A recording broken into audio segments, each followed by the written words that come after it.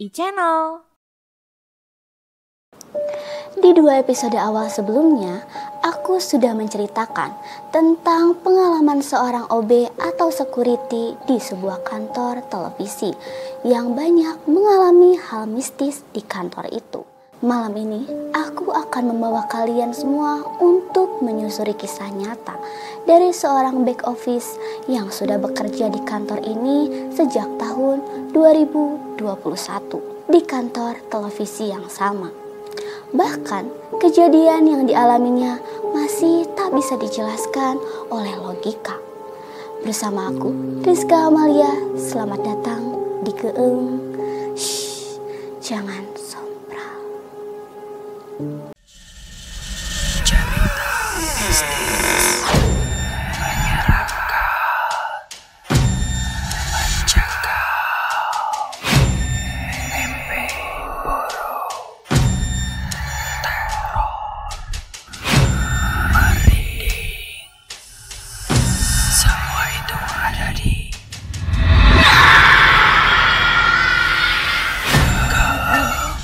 Jangan Sombral. Halo pemirsa, gimana nih kabar kalian semua? Semoga masih hidup dan tentunya sehat walafiat ya. Dan gak akan mimpi buruk setelah nonton acara ini. Buat teman-teman nih yang nonton di televisi, jangan lupa ajak kerabat kalian, teman kalian, atau bahkan pacar kalian untuk nonton acara ini. Dan buat teman-teman yang nonton di YouTube, jangan lupa untuk share sebanyak-banyaknya ke teman-teman kalian agar kita bisa merasakan ketakutan yang akan datang sebentar lagi.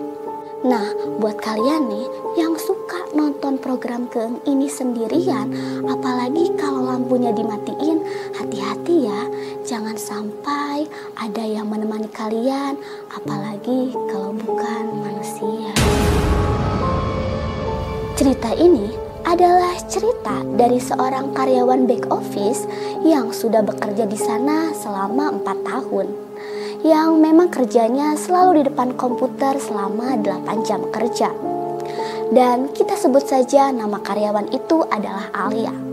Gedung yang dia tempati sebagai kantornya merupakan gedung yang sudah tak terpakai selama 2 tahun sebelum ditempati oleh kantor televisi ini.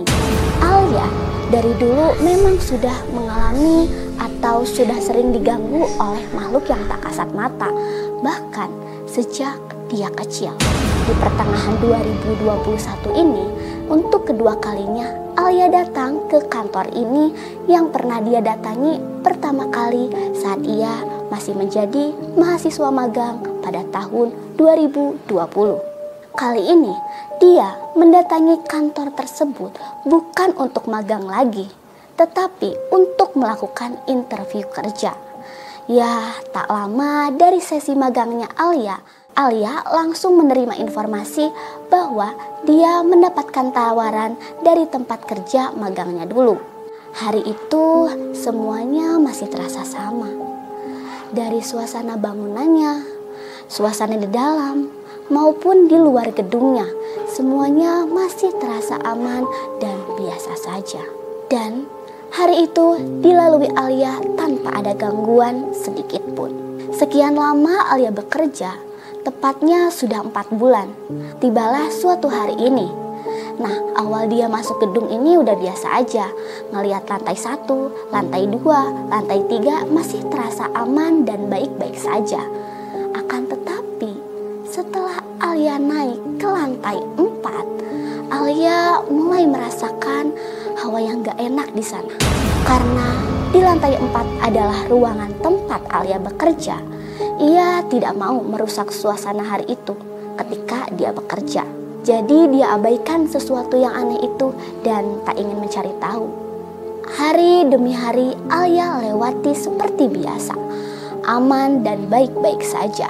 Meskipun feelingnya masih merasakan seperti ada yang melirik dan mengawasinya setiap dia bekerja. Meskipun lantai 4 ini bukan hanya Alia saja yang menempati ruangan itu, tapi ia merasa ada hal-hal lain di antara orang-orang yang ada di lantai 4 itu. Di hari lain dan pada saat pagi itu, Alia mulai mencoba membuka diri untuk mencari tahu ada apa sih sebenarnya di ruangan itu. Pagi sampai siang terasa masih biasa-biasa aja dan tidak ada apa-apa. Tapi sore itu, Alia melihat bayangan hitam tepat di depan layar komputernya. Karena memang meja kerja dan layar komputernya ini membelakangi pintu masuk. Jadi bayangan apapun pasti akan terlihat oleh Alia di layar komputernya meskipun dalam keadaan menyala. Tentu saja di situ Alia kaget. Bayangan apa itu? Akhirnya dia mencari tahu. Dia berdiri dan berjalan menuju arah pintu masuk ruangannya untuk memastikan bayangan itu adalah orang yang bekerja di lantai 4 atau bukan. Namun saat dia mengecek keluar dan sampai di pintu, dia tidak melihat apa-apa. Karena sore itu di lantai 4 hanya ada 2 orang, yaitu Alia dan salah satu editor yang kita sebut saja namanya Razif. "Woi Alia, lagi apa? Lagi cari apa kamu di sini?" tanya Razif. Tadi aku lihat kayak ada yang lewat di sini," jawab Alia. Gak ada yang lewat perasaan. Kenapa?" jawab dan tanya Razif lagi. "Oh gak apa-apa, aku kira tadi ada yang lewat di situ," jawab Alia. Akhirnya Alia kembali lagi ke tempat duduknya dengan perasaan yang bingung, penasaran, dan isi kepalanya masih berkata, "Kalau tadi gak ada yang lewat, terus tadi bayangan apa?" Posisi meja kerja Razif memang kebalikan dari posisi mejanya kerja Alia. Jadi seperti ini, yang dimana posisi meja kerja Razif, sang editor, mengarah ke arah pintu masuk, bahkan tepat di samping pintu masuk. Makanya itu kenapa Razif bisa tahu kalau memang tidak ada yang lewat saat itu. Di hari berikutnya, setelah kejadian Alia melihat sekelibat bayangan hitam di depan layar komputernya, tepatnya itu adalah sekitar jam makan siang. Alia berniat untuk mengisi botol minumnya di ruangan samping tempat ruang kerjanya. Ruangan samping yang di dekat tempat kerjanya itu memang biasa dipakai untuk rehat dan sekedar bersantai saat istirahat kerja. Di ruangan itu ada Razif dan juga Dika yang sedang merokok dan mengobrol. "Alia, denting musik episode 300 udah aman ya, tinggal tayang aja," obrolan dari Dika kepada Alia. "Oke, siap Dik, makasih infonya, nanti aku infoin ya ke produsernya," sahut Alia sambil isi air minumnya. Obrolan berjalan lancar saat itu. Namun saat Alia selesai isi dan hendak kembali ke ruangannya, Alia sedikit menoleh ke arah Razif yang saat itu sedang duduk di sofa bawah anak tangga menuju rooftop. Dan ada sosok nenek tua dengan perawakan yang bungkuk, muka yang rusak, tubuh yang penuh keriput, dan juga terlihat bercak-bercak merah di pelipisnya. Nenek itu berdiri tepat di belakang Razif yang kala itu sedang duduk di sofa. Ya memang terlihat sudah sangat tua, rambutnya juga terlihat sudah putih, menggunakan pakaian kebaya yang lusuh berwarna krem, serta samping batik yang sudah sangat lusuh.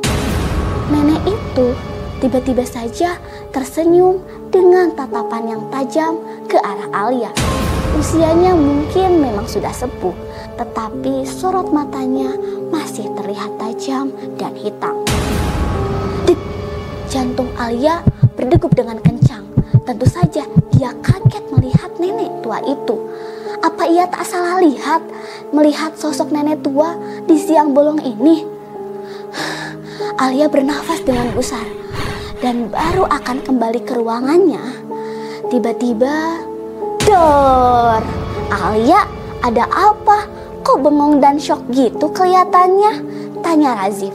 Tapi Alia masih belum merespon pertanyaannya. Dia masih nge-freeze dan shock akan apa yang ia lihat tadi. "Heh, Alia," tanya lagi Razif dengan sedikit tegas untuk menyadarkan Alia dari lamunannya. Hah, iya kenapa Zif? Ada apa? Jawab Alia yang baru tersadar dari lamunannya. Lah, malah balik nanya, kamu yang kenapa? Lihat aku kok kayak lihat setan. Jawab Razif. Ngeheng si Alia mah, terpesona jika nak kamane Zif. Sahut Dika. Maaf ya, gak dulu. Sahut Alia singkat dengan sedikit nada yang pasti. Sok gitu teh, ngaku aja Al. Sambung lagi Dika. Awalnya Alia kaget dan penuh ketakutan saat melihat sosok nenek tua itu. Karena baru saat itu dan pertama kalinya lagi Alia melihat langsung hal-hal yang tak bisa dijelaskan dengan logika setelah sekian tahun lamanya. Tapi degup jantungnya masih terasa berat dan juga cepat. Setelah Alia melihat lagi ke arah yang tadinya ada sosok nenek tua itu, tiba-tiba nenek tua itu juga ikut menghilang. Dan Alia pergi ke ruangannya lagi meninggalkan Dika dan Razif yang sedang asik mengobrol. Meskipun raga Alia sudah duduk kembali di kursi dan meja kerjanya, tapi jiwanya masih memikirkan hal yang baru saja Alia lihat lagi setelah sekian lamanya. Siapakah sosok nenek tua tadi? Apa aku salah lihat? Sepertinya gak mungkin salah lihat. Orang aku lihat dengan jelas nenek itu tadi. Tapi kenapa nenek tua itu tersenyum ke arahku ya? Atau itu adalah penunggunya Razif? Sudahlah, ayolah Alia, fokus ke kerjaan kamu yang sudah sangat menumpuk itu. Obrolan Alia kepada dirinya sendiri. Seusai bekerja, Alia turun ke lantai bawah untuk pulang karena waktu sudah menunjukkan pukul 17.30. Dan saat itu tuh jam kerja kantor pulang jam 17, jam 5. Nah, ia turun sendirian sambil bersenandung ria menuruni anak tangga. Saat ia sampai di tempat penyimpanan helm yang memang daerah itu sepi sih serta dekat gudang. Betapa merindingnya Alia mendengar suara tawa yang serak, tertahan dan seperti mengejeknya. Suara siapakah itu? Alia berusaha untuk tidak mengubris, tapi rasa penasarannya memuncak. Akhirnya ia mengambil helmnya dan mencari arah suara itu dari mana. Dan ternyata setelah ia telusuri, suara itu ada dari gudang. Alia mendekati gudang itu dan yang ia temui saat itu adalah sosok nenek tua yang menghantuinya tadi di lantai atas.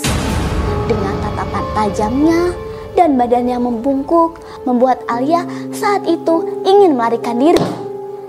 Tetapi ia merasa kakinya membeku, tak bisa digerakkan. Dan saat ia akan berbalik badan, desir angin bertiup dengan kencang di telinganya. Dan ada yang berbisik serta berkata, "Hati-hati dan jangan takut ya, Neng." Suara serak basah khas nenek-nenek yang membuat jantung Alia saat itu berdegup dengan kencang. Entah ada karunia dari Tuhan atau ia cukup beruntung detik itu. Ia berlari dan meninggalkan gudang yang terlihat menyeramkan itu. Dan mengendalikan dirinya di depan kantor serta berusaha mencerna apa maksud dari nenek itu dan apakah ini nyata atau hanya ilusinya saja. Dan pada akhirnya kejadian di hari itu berlalu sudah.